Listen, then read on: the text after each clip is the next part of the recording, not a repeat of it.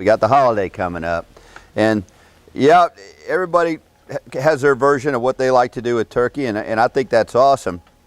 A couple things I want to touch on is this.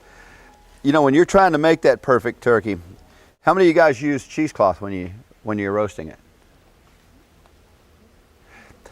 You know how when it's in the oven, the intense heat of the oven wants to burn the skin, right? And you're kind of competing with that a little bit.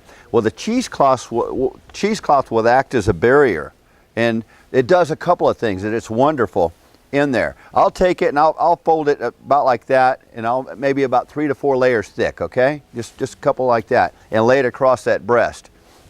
What it's going to do, number one, when you take and you baste it, it's just like you got your shirt wet.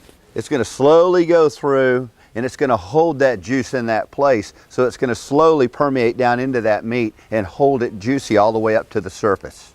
It's also going to not allow for the intense heat of the oven to burn that skin. So when you pull that off, it's going to have a real beautiful gold color to it, and it's not going to have an overly browned look to it. So you might want to keep that in mind. It won't stick.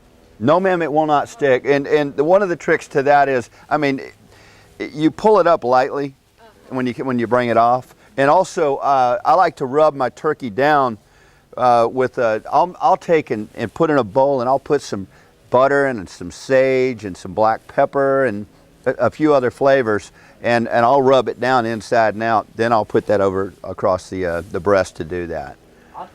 Wild turkey is probably one of the most difficult wild pieces of wild game to cook. I mean, that is a challenge. Yeah, it is. I didn't even think it was edible. Yeah, I mean, that's the one everybody jokes about, cooking it on a board and throwing the turkey away and eating the board. I mean, it's difficult, and a lot of people will just take it, breast it, strip it, and then cook it that way. I like making sausage out of mine. I'll mix it with pork and make turkey sausage, and it's got a very unique flavor. Now, we were talking earlier about getting the enzymes and getting the hormones and things out of the meat.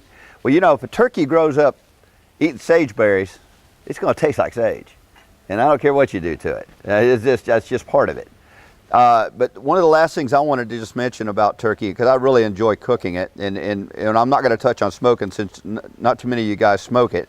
By the way, if you are going to smoke it, I will wrap it totally. I will mummify it in cheesecloth, about 4 or 5 layers. And by the way, I do the same thing with beer can chicken. 2 months ago in the magazine, I did beer can chicken. Now, you don't have to use beer if you don't want to put a beer, but you can just take a can. You don't want to use Coke or anything like that. You can even use Coke.